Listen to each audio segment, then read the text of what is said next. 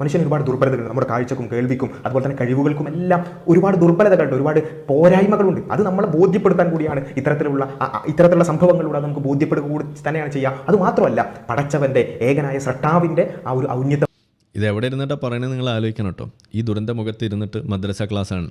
ഇതാ ഞാൻ പറഞ്ഞത്, ഈ ദുരന്തത്തെ പോലും മതം പ്രചരിപ്പിക്കാനുള്ള ഒരു വേദിയാക്കിയിട്ട് ഇതുപോലുള്ള മദ്രസ ജീവികൾ മാറ്റുമ്പോൾ നമ്മൾ ഇതുപോലെ ഇരുന്നിട്ട് അതിനെ വിമർശിക്കുന്നതിൽ എന്തെങ്കിലും തെറ്റ് നിങ്ങൾക്ക് പറയാനുണ്ടോ?